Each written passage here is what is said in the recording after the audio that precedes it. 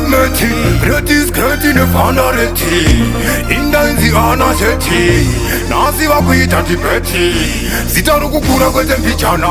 Staintewe ngoma kwete mpichana Endri muhombe kwete mpichana Utoba uteba mweweze mtetana Dinengeta shida wesimoko Omatori wane simoko Nengoma diri banzi nekoko Atizosiane se uchine mkoko Dinengeta shida wesimoko Omatori wane simoko Nengoma diri banzi nekoko Atizosiane se uchine mkoko Noga nangoma kunanga maspeti Nopanda tuirunga nge mapleti Tandifita kunge rasta ne masheti Nozika kuleta unge meti Nenge pirineti, nofurika unge keti Bandazika temteti, chenge tatsugareti Nafata varizeti, utaka unge zeti Kupata ngoma kunge kipa bageti Ende, dinenge tashida we simoko Omatori wane simoko Nengoma diri banzi nekoko Atizosiane se uchine mkoko Dinenge tashida we simoko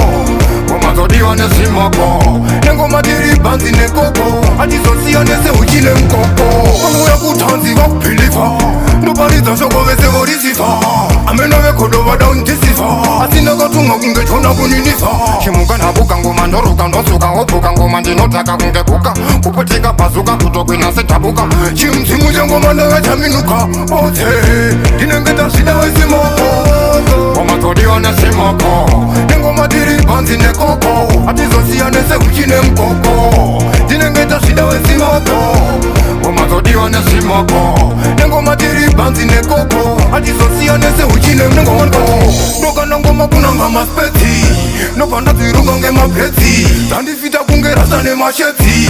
Nozika kuleta unge meti Nenge kirineti, nofurika unge keti Bandazika temteti, chenge tatsugareti Nafata varizeti, utaka unge zeti Kupata ngoma kunge kipa bageti Ende, dinenge tashida we simoko Omatori wane simoko Nengoma diri banzi nekoko Atizosiane se uchine mkoko Dinenge tashida we simoko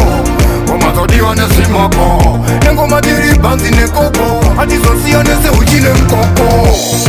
Tashida we simoko Iwane simoko Diri banzi nekoko Se uchine mkoko Tashida we simoko Omatori wane simoko Diri banzi nekoko Se uchine mkoko